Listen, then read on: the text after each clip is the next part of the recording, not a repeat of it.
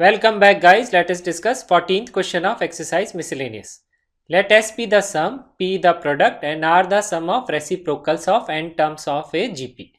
और हमको ये प्रूव करना है p square multiplied by r की power n equal to s की पावर n। तो हमें क्वेश्चन में गिवन है n terms of a GP. तो n टर्म्स हम किस तरह से लिख सकते हैं, ए आर स्क्वायर, यहाँ से हम कंटिन्यू करेंगे till nth term that is a r as to power n minus one. तो पहले हमें लिखना है यहाँ पे सम, तो हम सिंपली सम का फॉर्मूला अप्लाई कर देंगे, a multiplied by r as to power n minus one upon r minus one. This is the formula of sum of n terms of a GP. तो आप फॉर्मूला इस तरह से भी लिख सकते हैं, वन माइनस आर की power n divided by one minus are.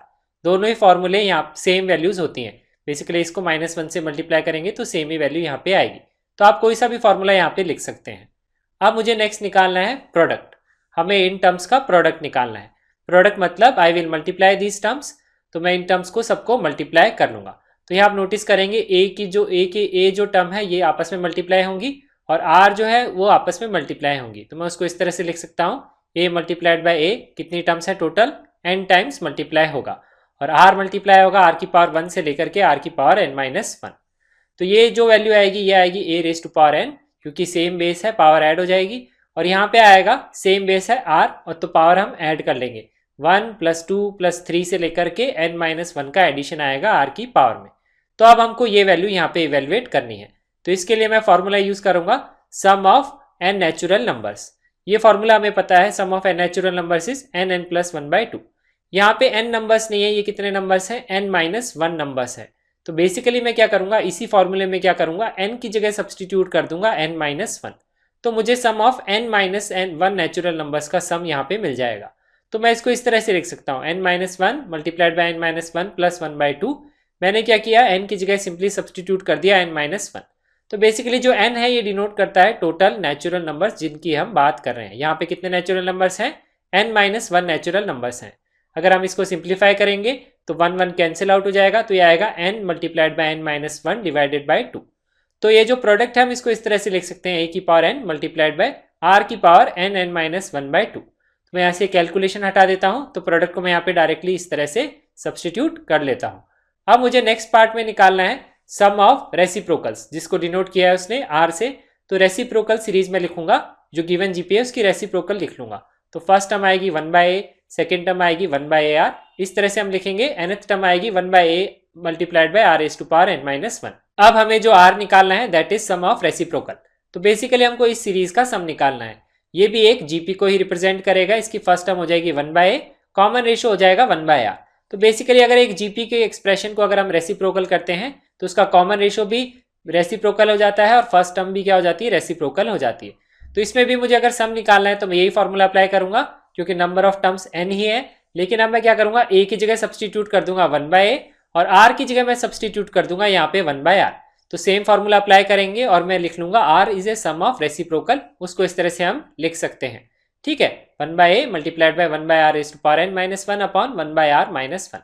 अब हम इसको सिंप्लीफाई कर लेंगे। तो इसमें मैं क्या करूंगा, one by r is to power n लिख के मैं इसमें एलसीएम ले लूंगा, यहाँ पे भी आर एलसीएम ले लूंगा।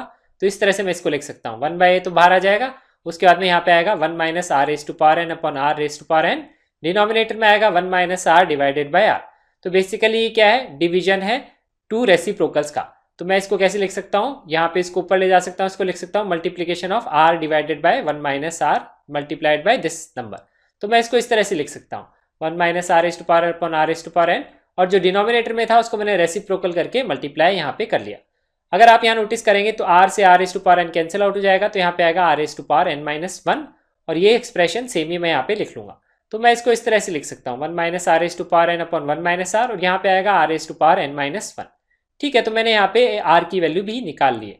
अब हमें क्वेश्चन में निकालना है पी स्क्वायर। पहले हमको लेफ्ट हैंड साइड हम सॉल्व करते हैं पी स्क्वायर। पी स्क्वायर का मतलब है मुझे इस टर्म का करना है स्क्वायर। तो बेसिकली जब मैं इस टर्म का स्क्वायर करूंगा तो सारे वैल्यूज में क्या हो जाएगा, स्क्वायर हो जाएगा। तो इसका स्क्वायर होगा तो लिखेंगे a raise to power two n, यहाँ पे इसका स्क्वायर लिखेंगे तो इसको बेसिकली हम टू से मल्टीप्लाई कर लेंगे, तो टू और टू कैंसिल आउट हो जाएगा, और हम इसको इस तरह से लिख सकते हैं, a raise to power two n multiplied by r raise to power n multiplied by n minus one. तो ये हमने निकाल लिया पी स्क्वायर। अब हम निकालते हैं r raise to power N.